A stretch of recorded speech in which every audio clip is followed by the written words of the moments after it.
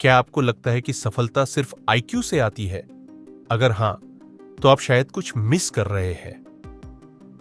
Daniel Goleman की best seller किताब emotional intelligence बताती है कि दुनिया के सबसे सफल लोगों में एक खास स्किल होती है, इमोशनल इंटेलिजेंस। लेकिन इमोशनल इंटेलिजेंस आखिर है क्या? ये वो स्किल है जो आपको सिखाती है कि अपने इमोशंस को कैसे कंट्रोल करें, दूसरों की फीलिंग्स को कैसे समझें और मुश्किल हालात में सही डिसीजंस कैसे लें। आज की दुनिया में सिर्फ स्मार्ट होना काफी नहीं, बल्कि इमोशनली इंटेलिजेंट होना भी जरूरी है। इस वीडियो में हम करेंगे इस किताब की पूरी समरी, जानेंगे इसके 5 सबसे बड़े लेसन्स और रियल लाइफ एग्जाम्पल्स जो आपकी लाइफ और करियर में बड़ा बदलाव ला सकते हैं। तो वीडियो को पूरा देखें और जानें कि कैसे इमोशनल इंटेलिजेंस आपकी सबसे बड़ी ताकत बन सकती है। Music fades out, smooth transition to main video content. यह वॉइस ओवर शॉर्ट, एंगेजिंग और पावरफुल है, जिससे ऑडियंस वीडियो को पूरा देखने के लिए उत्सुक होगी। यदि आपको डिटेल्ड स्क्रिप्ट चाहिए या वॉइस मॉड्यूलेशन के सुझाव चाहिए, तो बताइए। Chapter 1, what are emotions for? इस चैप्टर में डैनियल गोलमैन बताते हैं कि इमोशंस सिर्फ फीलिंग्स नहीं है, बल्कि ये एवोल्यूशनरी सर्वाइवल मैकेनिज्म्स है जो इंसानों को डेंजर से बचाने, डिसीजंस लेने और सोशली कनेक्ट करने में मदद करते हैं। Main themes of this chapter. 1, emotions as survival mechanisms. Emotions कैसे बचाते हैं? फियर, एंगर और लव जैसी फीलिंग्स इंसानों को जल्दी रिएक्ट करने और सर्वाइव करने में मदद करती है। 2, the role of the brain और इमोशंस का कनेक्शन। अमिगडाला, जो हमारे दिमाग का हिस्सा है, बहुत तेजी से इमोशंस प्रोसेस करता है, जिससे हम डेंजर सिचुएशंस में तुरंत रिएक्ट कर पाते हैं। 3, emotions and decision making. Decisions लेने में इमोशंस का रोल। बिना इमोशंस के कोई भी अच्छे बुरे का अंदाजा नहीं लगा सकता। इमोशंस हमें इंट्यूटिव गाइडेंस देते हैं। 4, सोशल कनेक्शन एंड कम्युनिकेशन। रिश्तों में इमोशंस की इंपॉर्टेंस। लव, एम्पैथी और ट्रस्ट लोगों को जोड़ते हैं, जिससे वे एक दूसरे की मदद कर पाते हैं। 10 उदाहरण। कैसे भावनाएं हेल्प ह्यूमंस। इमोशंस हमारे लिए कैसे फायदेमंद है? 1, फियर, खतरे से बचाने में मदद। अगर रात में आप अकेले चल रहे हो और पीछे किसी के कदमों की आवाज आए, तो आपका दिल तेज धड़कने लगेगा और मसल्स टेंस हो जाएंगी। यह आपका फाइट और फ्लाइट रिस्पॉन्स है, जो आपको भागने या डिफेंड करने के लिए तैयार करता है। बिना फियर के इंसान डेंजर्स को इग्नोर कर सकता था।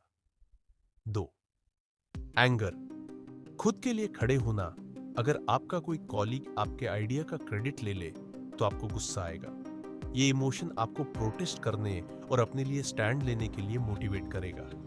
बिना एंगर के लोग हमें एडवांटेज लेने की कोशिश कर सकते हैं।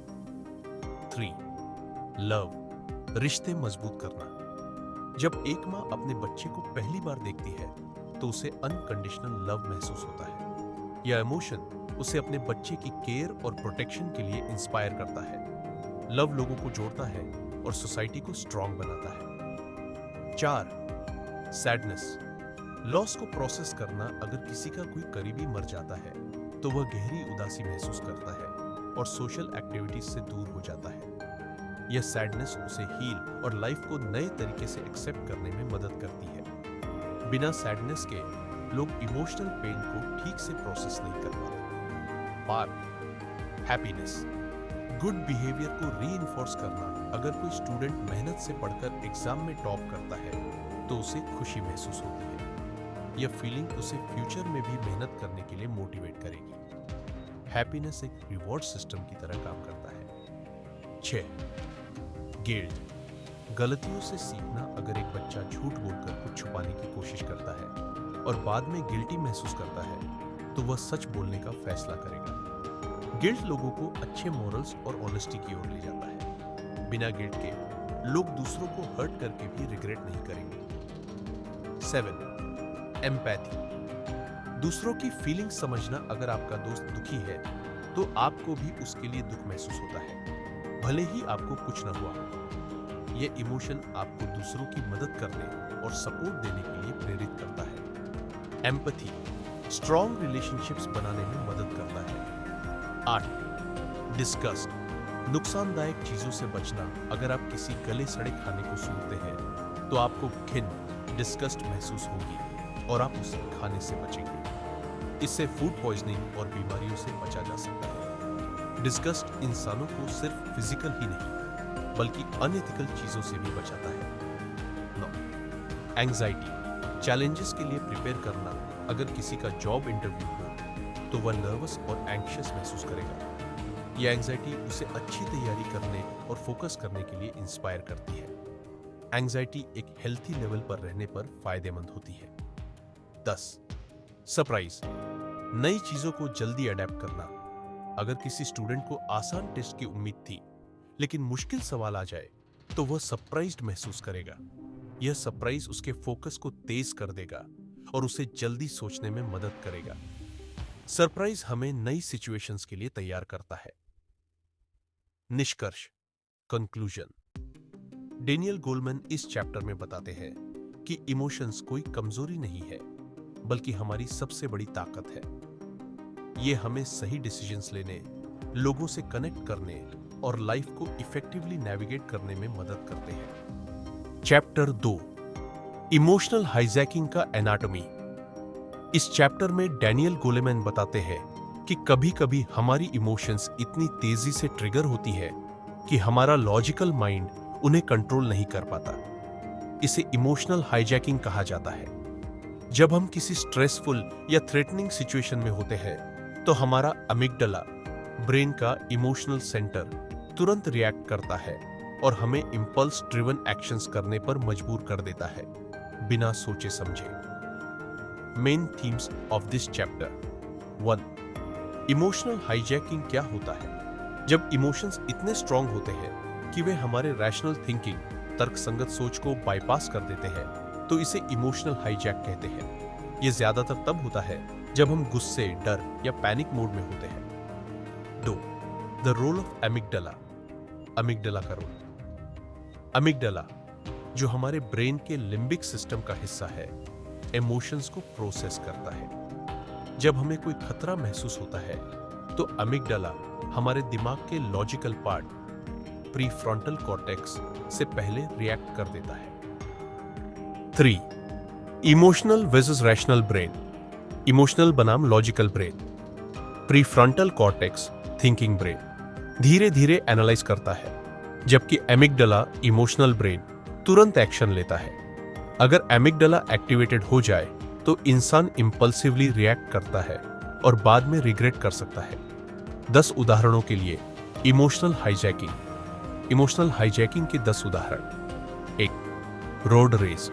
जब गुस्सा कंट्रोल से बाहर हो जाए। इमेजिन कीजिए कि कोई अचानक आपकी गाड़ी के सामने आ जाता है और आपको ब्रेक मारनी पड़ती है।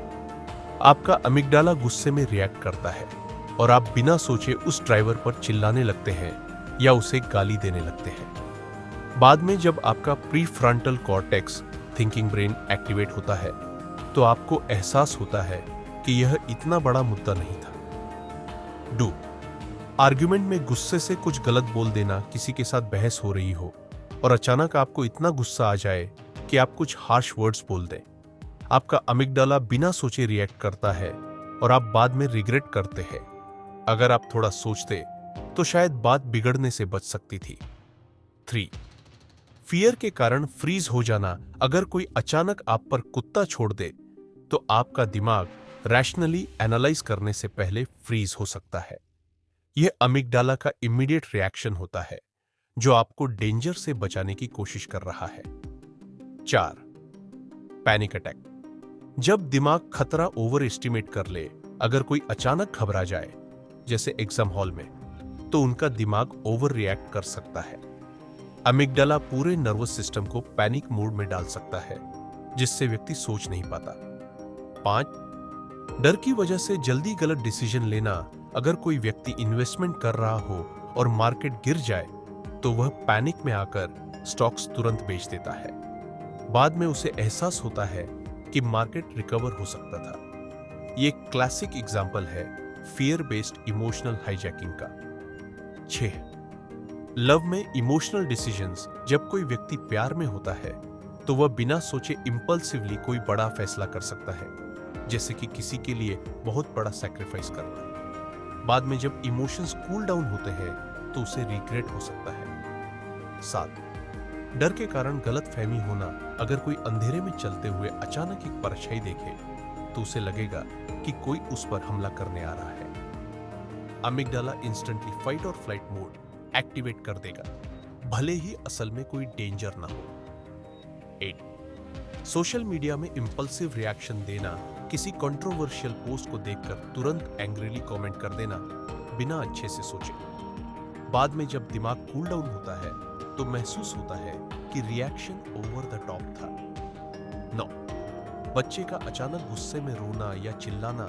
जब बच्चे को कोई चीज चाहिए और उसे नहीं मिलती तो वह तुरंत टेंट्रम फेंक देता है। उसका एमिगडाला रिएक्ट करता है क्योंकि लॉजिकल रीजनिंग, प्रीफ्रंटल कॉर्टेक्स अभी पूरी तरह डेवलप नहीं हुआ है। 10. पास्ट ट्रॉमा के कारण अचानक डर जाना। अगर किसी ने बचपन में डॉग बाइट्स झेला है तो बड़ा होने के बाद भी वह किसी कुत्ते को देखकर पैनिक में आ सकता है। यह अमिगडाला का इमोशनल मेमोरी स्टोर करने का एग्जाम्पल है। कंक्लूजन, निष्कर्ष। डैनियल गोलमैन इस चैप्टर में समझाते हैं कि इमोशनल हाईजैकिंग तब होता है जब इमोशंस इतनी तेजी से एक्टिवेट होते हैं कि हम रैशनली सोच ही नहीं पाते। इससे बचने के लिए हमें सेल्फ अवेयरनेस, अपने इमोशंस को पहचानना, इमोशनल रेगुलेशन, रिएक्ट करने से पहले पॉज लेना, माइंडफुलनेस, प्रेजेंट मोमेंट पर फोकस करना। चैप्टर 3, जब स्मार्ट इज डम। इस चैप्टर में डैनियल गोलेमैन समझाते हैं कि आईक्यू, इंटेलिजेंस कोटिएंट, अकेले ससेक्स की गारंटी नहीं देता। कई बार हाईली इंटेलिजेंट लोग भी लाइफ की बड़ी सिचुएशंस को हैंडल नहीं कर पाते क्योंकि उनके पास इमोशनल इंटेलिजेंस, ईक्यू की कमी होती है। Main themes of this chapter. 1. IQ versus EQ. सिर्फ आईक्यू होने से कुछ नहीं होता। आईक्यू हमें प्रॉब्लम सॉल्विंग, लॉजिक और एकेडमिक सक्सेस में मदद करता है, लेकिन ये सोशल रिलेशनशिप्स और इमोशंस हैंडल करने की एबिलिटी नहीं देता। कई बार हाईली इंटेलिजेंट लोग भी सोशली या इमोशनली कमजोर होते हैं। 2. Why smart people fail. Smart लोग क्यों फेल होते हैं? इमोशनल इंटेलिजेंस की कमी होने पर लोग अपने इमोशंस को कंट्रोल नहीं कर पाते। वे अपने गुस्से, फ्रस्ट्रेशन, एंग्जाइटी को मैनेज नहीं कर पाते, जिससे उनके पर्सनल और प्रोफेशनल रिलेशनशिप्स सफर करते हैं। 3. रियल सक्सेस में ईक्यू का रोल सिर्फ दिमाग नहीं, दिल भी जरूरी है। केवल आईक्यू हाई होने से कोई अच्छा लीडर, पार्टनर या दोस्त नहीं बन सकता। सेल्फ अवेयरनेस, एम्पैथी और इमोशनल कंट्रोल भी उतने ही जरूरी है। 10 उदाहरण जब स्मार्ट लोग भी डम बन जाते हैं। 1. Genius scientist. लेकिन सोशली ऑकवर्ड एक साइंटिस्ट जो दुनिया की सबसे मुश्किल प्रॉब्लम सॉल्व कर सकता है, लेकिन लोगों से बात करने में नर्वस हो जाता है। आईक्यू हाई है लेकिन ईक्यू लो है, इसलिए वह अच्छी टीम नहीं बना सकता। 2. टॉप स्टूडेंट लेकिन एंगर कंट्रोल नहीं कर पाता। एक ब्रिलियंट स्टूडेंट जो एग्जाम्स में हमेशा टॉप करता है, लेकिन अगर कोई उससे डिसएग्री करे तो गुस्से में आ जाता है और लड़ाई करने लगता है। स्मार्ट होने के बावजूद इमोशनल मैच्योरिटी की कमी उसकी सोशल लाइफ को खराब कर देती है। 3. इंटेलिजेंट एम्प्लॉई लेकिन बॉस से लड़ जाता है एक एम्प्लॉई जो टेक्निकल स्किल्स में बेस्ट है, लेकिन जब उसके बॉस उसकी गलती बताते हैं तो वह गुस्से में आकर बहस करने लगता है। हाई आईक्यू होने के बावजूद उसकी जॉब खतरे में पड़ सकती है क्योंकि इमोशनल इंटेलिजेंस नहीं है। 4. सुपर रिच लेकिन रिलेशनशिप फेलियर्स। कई बिजनेसमैन बहुत अमीर होते हैं लेकिन उनके पर्सनल रिलेशनशिप्स हमेशा टूट जाते हैं। वे पैसे तो कमा सकते हैं लेकिन लव और इमोशंस को समझ नहीं पाते। 5. ब्रिलियंट लॉयर लेकिन डिप्रेशन का शिकार एक वकील जो हर केस जीतता है लेकिन अपनी इमोशनल हेल्थ को मैनेज नहीं कर पाता। स्ट्रेस, एंग्जाइटी और लोनलीनेस की वजह से वह डिप्रेशन में चला जाता है। 6. काम में एक्सपर्ट लेकिन टीम वर्क में जीरो। एक सॉफ्टवेयर इंजीनियर जो अकेले बहुत अच्छा काम करता है, लेकिन अगर टीम वर्क करना पड़े तो लोगों से तालमेल नहीं बैठा पाता। इससे उसका करियर आगे नहीं बढ़ता, क्योंकि सक्सेस सिर्फ इंडिविजुअल ब्रिलियंस से नहीं आती। 7. टॉप मैनेजर लेकिन एम्प्लॉइज को मोटिवेट नहीं कर पाता। एक मैनेजर जिसकी आईक्यू बहुत हाई है, लेकिन अगर उसके एम्प्लॉइज कोई मिस्टेक करे तो वह उन्हें डांट देता है या इग्नोर कर देता है। एम्पैथी की कमी की वजह से उसकी टीम डिमोटिवेटेड हो जाती है और प्रोडक्टिविटी गिरने लगती है। 8. टैलेंटेड एक्टर लेकिन ड्रग्स का एडिक्ट। कई सेलिब्रिटीज बहुत टैलेंटेड होते हैं, लेकिन फेम और प्रेशर को हैंडल नहीं कर पाते। ईक्यू की कमी की वजह से वे ड्रग्स, अल्कोहल या एंजाइटी प्रॉब्लम से जूझते हैं। 9. जीनियस चेस प्लेयर लेकिन लाइफ में अनहैप्पी। एक चेस प्लेयर जो दुनिया के सबसे कठिन मूव्स को सोच सकता है, लेकिन अपनी खुद की लाइफ के सिंपल प्रॉब्लम्स को सॉल्व नहीं कर पाता। अगर वह पर्सनल कॉन्फ्लिक्ट्स हैंडल नहीं कर पा रहा तो उसकी इंटेलिजेंस सिर्फ चेस बोर्ड तक सीमित रह जाती है। 10वां अमीर लेकिन खुश नहीं। एक व्यक्ति जिसके पास ढेर सारा पैसा, घर, गाड़ी सब कुछ है, लेकिन वह अपनी इमोशनल नीड्स को नहीं समझता। हैप्पीनेस सिर्फ सक्सेस से नहीं आती, बल्कि इमोशनल बैलेंस से भी आती है। कंक्लूजन, निष्कर्ष। डैनियल गोलमैन इस चैप्टर में बताते हैं कि सिर्फ आईक्यू से कोई स्मार्ट नहीं बनता। अगर इमोशनल इंटेलिजेंस, ईक्यू कम हो तो कोई भी इंसान गलत डिसीजंस ले सकता है, गलत रिलेशनशिप्स बना सकता है और लाइफ में सफर कर सकता है। सच्ची सक्सेस के लिए जरूरी है सेल्फ अवेयरनेस, अपने इमोशंस को पहचानना, इमोशनल कंट्रोल, गुस्से और फ्रस्ट्रेशन को मैनेज करना, एम्पैथी, दूसरों की फीलिंग्स को समझना, गुड कम्युनिकेशन, लोगों से अच्छे से इंटरैक्ट करना। चौथी कैप्टर, जानो अपने आप को। इस कैप्टर में डैनियल गोलमैन समझाते हैं कि इमोशनल इंटेलिजेंस, ईक्यू की सबसे पहली और जरूरी स्किल है सेल्फ ऑनर अवेयरनेस, आत्म जागरूकता। सेल्फ अवेयरनेस का मतलब है अपने इमोशंस को सही समय पर पहचान पाना, यह समझना कि ये इमोशंस क्यों आ रहे हैं, अपने बिहेवियर और रिएक्शंस को कंट्रोल करना। अगर इंसान खुद को अच्छे से नहीं समझता तो वह इंपल्सिवली रिएक्ट कर सकता है, गलत डिसीजंस ले सकता है और अपने ही इमोशंस का गुलाम बन सकता है। 1. सेल्फ अवेयरनेस क्या है? What is self awareness? यह हमारी खुद की इमोशंस, स्ट्रेंथ्स, वीकनेसेस और थॉट पैटर्न्स को समझने की एबिलिटी है। अगर किसी को गुस्सा आ रहा है तो वह गुस्से के कारण को समझे और उस पर कंट्रोल रखे, यही सेल्फ अवेयरनेस है। 2. सेल्फ अवेयरनेस क्यों जरूरी है? इमोशनल बैलेंस बनाए रखने के लिए, इंपल्सिव रिएक्शन से बचने के लिए, सेल्फ कॉन्फिडेंस और डिसीजन मेकिंग को इंप्रूव करने के लिए। 3. सेल्फ अवेयरनेस कैसे डेवलप करें? माइंडफुलनेस, वर्तमान में रहना, अपने इमोशंस को ऑब्जर्व करें, जर्नलिंग, अपने इमोशंस को लिखना, अपनी फीलिंग्स को एनालाइज करें, फीडबैक लेना, दूसरों से ऑनेस्ट फीडबैक मांगे। 10 उदाहरण सेल्फ अवेयरनेस इन एक्शन, खुद को पहचानने के 10 उदाहरण। 1. गुस्सा आने पर खुद को रोक पाना। अगर कोई आपको इंसल्ट कर दे और आपको गुस्सा आए तो सेल्फ अवेयर व्यक्ति तुरंत रिएक्ट नहीं करेगा, वह अपने इमोशंस को ऑब्जर्व करेगा और काल्म होकर जवाब देगा। 2. फियर को समझकर ओवरकम करना। अगर कोई व्यक्ति पब्लिक स्पीकिंग से डरता है तो वह पहले यह समझेगा कि डर क्यों लग रहा है, रिजेक्शन का डर या जजमेंट का डर। सेल्फ अवेयरनेस से वह फियर को धीरे धीरे कंट्रोल कर पाएगा। 3. सही करियर चुनना।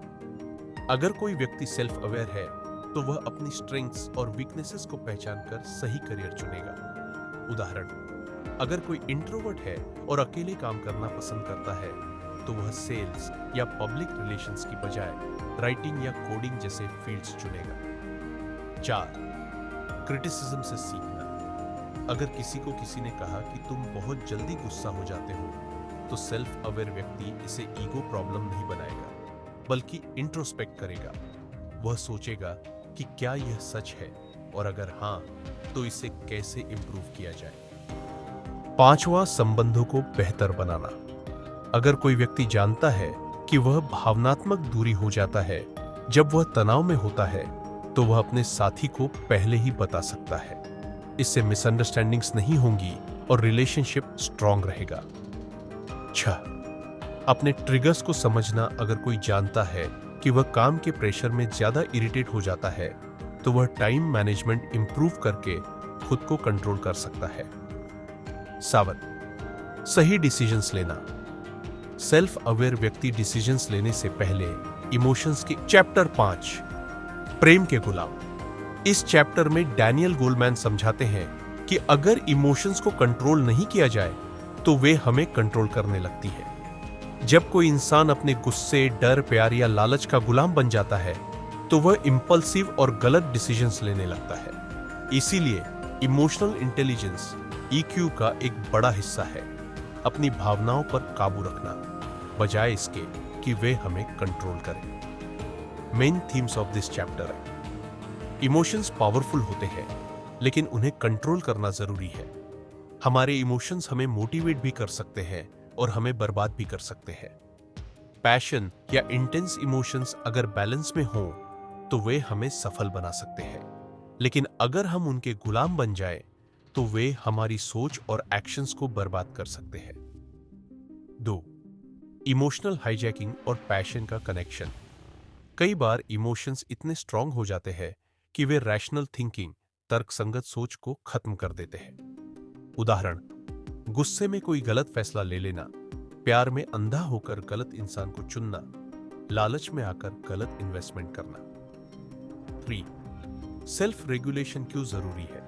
अपनी इमोशंस को समझना और उन्हें सही डायरेक्शन देना सक्सेस और हैप्पीनेस के लिए जरूरी है। सेल्फ कंट्रोल की कमी से लोग एडिक्शंस, टॉक्सिक रिलेशनशिप्स और रॉन्ग करियर चॉइसेस में फंस जाते हैं। एक गुस्से में किसी को मार देना, अगर कोई किसी से बहुत नाराज हो जाए और इंपल्सिवली रिएक्ट करके लड़ाई कर बैठे तो यह पैशन का गुलाम बनना है। बाद में उसे रिग्रेट होता है, लेकिन तब तक नुकसान हो चुका होता है। 2. प्यार में अंधा होकर गलत फैसला लेना। जब कोई इंसान प्यार में इतना ब्लाइंड हो जाए कि वह रेड फ्लैग्स, खराब साइंस इग्नोर कर दे तो वह खुद को दर्द में डाल लेता है। सही सोचने की बजाय वह इमोशंस के बहाव में बह जाता है। 3.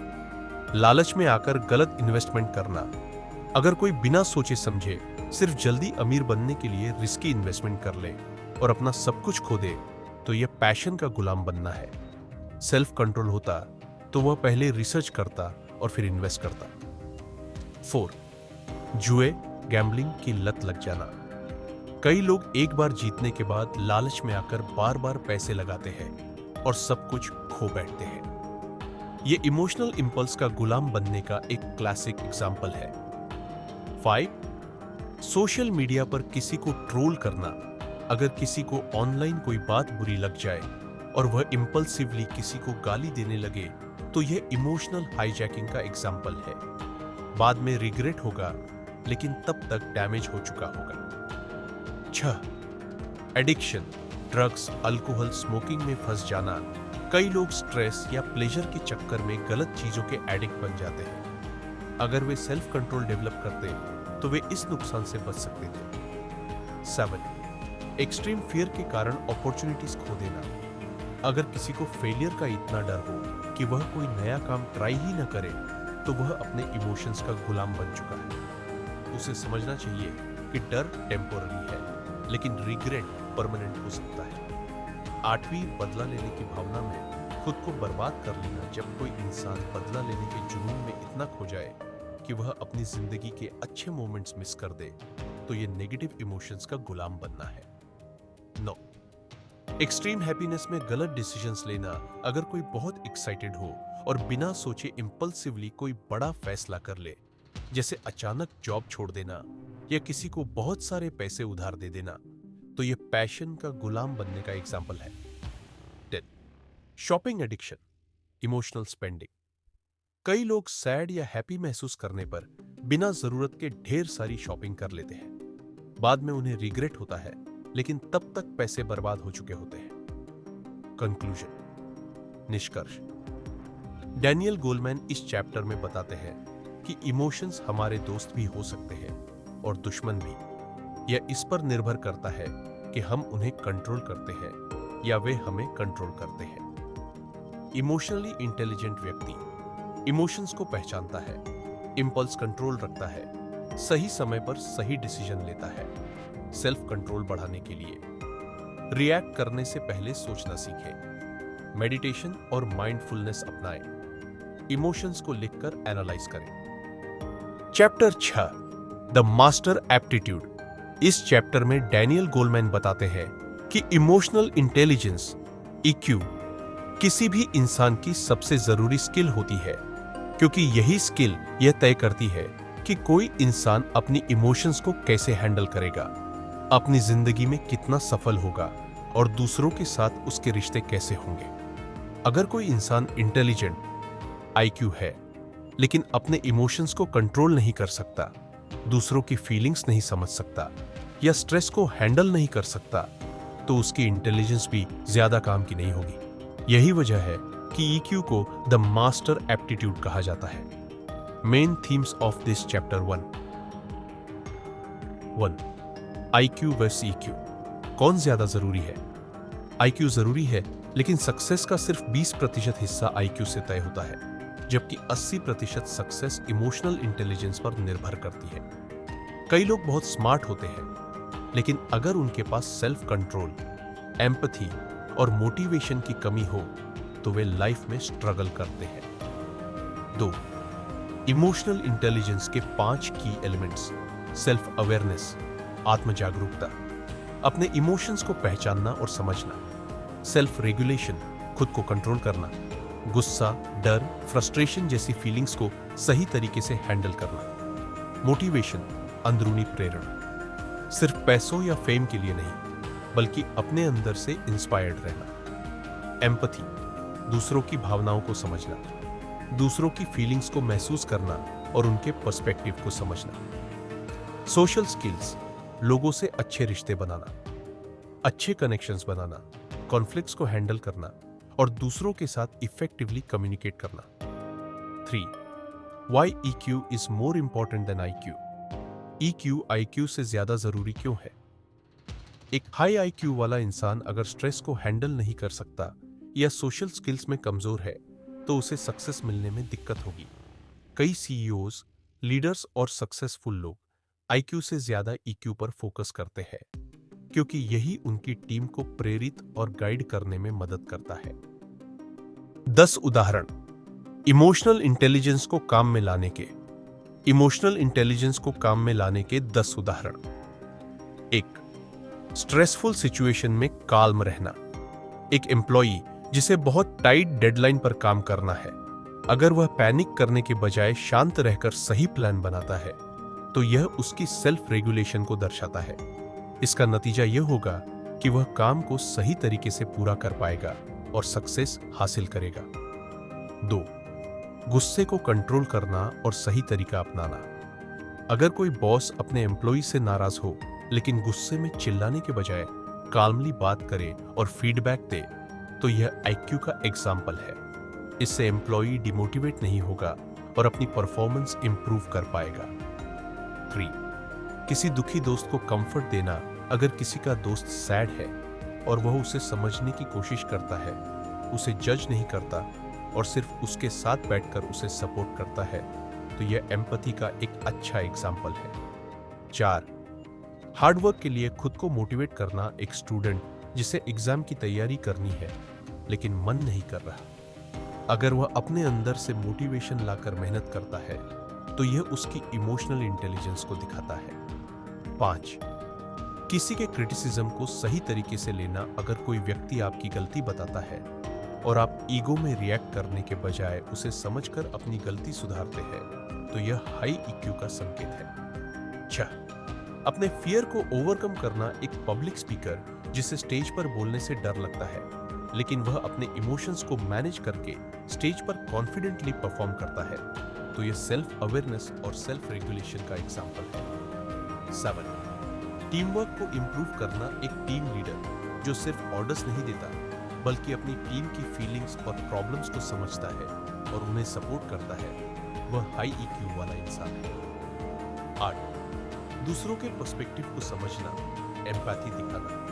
अगर कोई दोस्त किसी बात से नाराज है और आप उसकी नाराजगी की वजह को समझने की कोशिश करते हैं, तो यह आपकी एम्पैथी को दर्शाता है। इससे रिलेशनशिप मजबूत होता है। 9, किसी टफ डिसीजन को सही तरीके से लेना।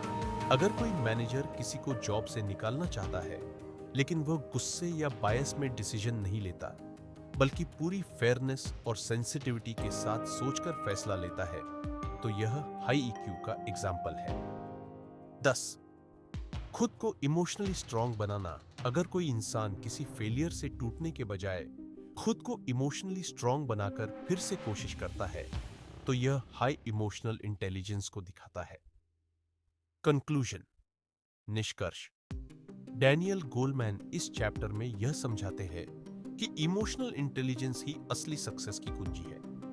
आईक्यू जरूरी है, लेकिन सिर्फ आईक्यू से कुछ नहीं होगा, ईक्यू भी चाहिए। हाई ईक्यू वाला इंसान खुद को और दूसरों को बेहतर समझ सकता है। मोटिवेशन, एम्पैथी और सोशल स्किल्स से कोई भी इंसान जिंदगी में सफल हो सकता है। इमोशनल इंटेलिजेंस बढ़ाने के लिए सेल्फ ऑब्जर्वेशन करें, अपने इमोशंस को पहचानें, रिएक्ट करने से पहले सोचें, इंपल्स कंट्रोल रखें, एम्पैथी और लिसनिंग स्किल्स को इंप्रूव करें। अगर आप अगले चैप्टर का एक्सप्लेनेशन चाहते हैं तो बताइए। चैप्टर 7, एम्पैथी की जड़ें। इस चैप्टर में डैनियल गोलमैन समझाते हैं कि एम्पैथी, सहानुभूति, किसी भी इंसान की सबसे जरूरी सोशल स्किल है। अगर कोई इंसान दूसरों की भावनाओं, इमोशंस को समझ सकता है, तो वह बेहतर रिश्ते बना सकता है, एक अच्छा लीडर बन सकता है और समाज में अपना योगदान दे सकता है। एम्पैथी सिर्फ एक इमोशनल फीलिंग नहीं है, ये एक स्किल है जिसे सीखा और डेवलप किया जा सकता है। Main themes of this chapter. 1, empathy क्या है? What is empathy? एम्पैथी का मतलब है दूसरों के इमोशंस को महसूस करना और उनकी स्थिति को समझना। यह सिर्फ किसी के लिए बुरा महसूस करना नहीं है, बल्कि दूसरे इंसान के पर्सपेक्टिव, दृष्टिकोण से चीजों को देखना है। 2, एम्पैथी कैसे डेवलप होती है? एम्पैथी बचपन से ही डेवलप होती है। जब बच्चा अपने पेरेंट्स के इमोशंस को पढ़ना सीखता है, तो उसकी ब्रेन में एम्पैथी का डेवलपमेंट होता है। सोशल इंटरैक्शंस और अपब्रिंगिंग, पालन पोषण से इंसान की एम्पैथेटिक एबिलिटी बढ़ती है। 3, एम्पैथी और इमोशनल इंटेलिजेंस का कनेक्शन। अगर कोई इंसान सेल्फ अवेयर, खुद की इमोशंस को समझने में सक्षम है, तो वह दूसरों की इमोशंस भी समझ सकता है। हाई ईक्यू, इमोशनल इंटेलिजेंस वाले लोग नेचुरली ज्यादा एम्पैथेटिक होते हैं। 4, एम्पैथी के 3 लेवल्स। कॉग्निटिव एम्पैथी, दूसरों की इमोशंस को समझना और उनका पर्सपेक्टिव जानना। इमोशनल एम्पैथी, दूसरों की इमोशंस को खुद भी महसूस करना। कंपैशनेट एम्पैथी, न सिर्फ इमोशंस को समझना बल्कि मदद के लिए एक्शन लेना। 10 उदाहरण एम्पैथी को काम में लाने के। एम्पैथी को काम में लाने के 10 उदाहरण। 1, किसी दुखी दोस्त को सपोर्ट देना। अगर आपका कोई दोस्त किसी पर्सनल प्रॉब्लम से गुजर रहा है और आप उसे जजमेंटल होने के बजाय सिंपैथेटिक तरीके से सुनते हैं और सपोर्ट करते हैं, तो यह एम्पैथी का एग्जाम्पल है। 2, किसी गरीब या जरूरतमंद की मदद करना। अगर कोई सड़क पर एक गरीब आदमी को ठंड में कांपते हुए देखे और उसे कपड़े या खाना दे, तो यह सिर्फ सिंपैथी नहीं बल्कि एम्पैथी है। 3, वर्कप्लेस में टीम मेंबर्स को समझना। अगर कोई टीम लीडर देखता है कि उसका एक कर्मचारी किसी पेसोल इश्यू से परेशान है और वह गुस्से में रिएक्ट करने के बजाय उसकी फीलिंग्स समझकर उसे टाइम देता है, तो यह एम्पैथेटिक लीडरशिप है। 4, बच्चों के इमोशंस को समझना। अगर एक बच्चा डरकर रो रहा है और माता-पिता उसे डांटने के बजाय उसके डर को समझकर उसे कंफर्ट करते हैं, तो यह एम्पैथी का एग्जाम्पल है। 5, किसी अनजान व्यक्ति की परेशानी को समझना। अगर बस में कोई बुजुर्ग खड़ा हो और आप उसे अपनी सीट दे दे, तो यह एम्पैथी का एक छोटा लेकिन पावरफुल एग्जाम्पल है।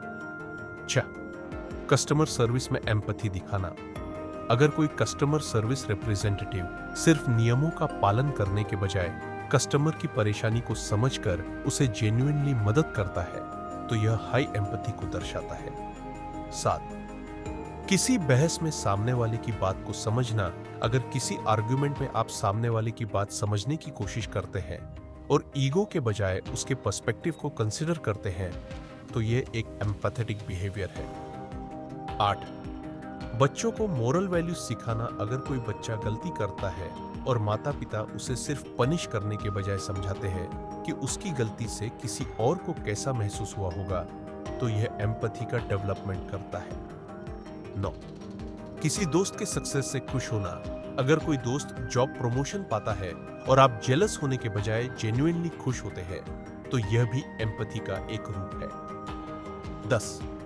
सोशल इश्यूज को समझना और कंट्रीब्यूशन देना। जब कोई इंसान समाज में हो रही किसी समस्या, पॉवर्टी, डिस्क्रिमिनेशन, इनजस्टिस को समझकर उसे सुधारने के लिए कुछ करता है तो यह कंपैशन बेस्ड एम्पैथी है। कंक्लूजन, निष्कर्ष।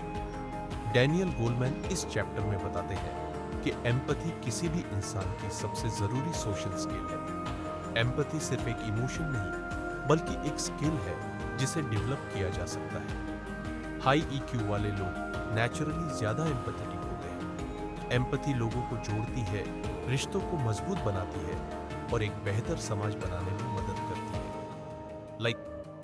एक्टिव लिसनिंग करें, सामने वाले को ध्यान से सुने, दूसरों के पर्सपेक्टिव को समझने की कोशिश करें, जजमेंटल होने के बजाय उनकी फीलिंग्स को महसूस करें। Chapter 8, the social arts. इस चैप्टर में डैनियल गोलेमैन समझाते हैं कि इंसान एक सोशल बीइंग है और उसकी सक्सेस और हैप्पीनेस इस बात पर निर्भर करती है कि वह दूसरों के साथ कैसे इंटरैक्ट करता है। जो लोग स्ट्रॉन्ग सोशल स्किल्स रखते हैं वे अपने पर्सनल और प्रोफेशनल लाइफ में ज्यादा सफल होते हैं। सोशल इंटेलिजेंस सिर्फ बात करने की स्किल नहीं है, यह एक कला है जिसमें empathy, effective communication, conflict resolution और परसुएशन जैसी क्षमताएं शामिल होती हैं। Main themes of this chapter. सामाजिक कौशल का महत्व। एक इंसान अकेले सक्सेसफुल नहीं हो सकता, उसे हमेशा दूसरों के साथ कोलैबोरेट करना पड़ता है। अगर कोई इंसान अच्छी तरह से कम्युनिकेट कर सकता है, दूसरों को इंस्पायर कर सकता है और कॉन्फ्लिक्ट्स को सही तरीके से रिजॉल्व कर सकता है तो वह नेचुरली ज्यादा सफल होगा। 2. सोशल आर्ट्स का कनेक्शन। इमोशनल इंटेलिजेंस से हाई इमोशनल इंटेलिजेंस, ईक्यू वाले लोग नेचुरली ज्यादा अच्छी सोशल स्किल्स रखते हैं। वे दूसरों की इमोशंस को पढ़ सकते हैं और सिचुएशन के अनुसार सही रिस्पॉन्स दे सकते हैं। 3. इफेक्टिव कम्युनिकेशन क्यों जरूरी है? सिर्फ बोलना कम्युनिकेशन नहीं है। इफेक्टिव कम्युनिकेशन में एक्टिव लिसनिंग, सही बॉडी लैंग्वेज और एम्पैथी भी शामिल होती है। जो लोग अच्छा कम्युनिकेट करते हैं वे बेहतर रिलेशनशिप्स बनाते हैं और अपनी बात दूसरों तक ज्यादा अच्छे से पहुंचाते हैं।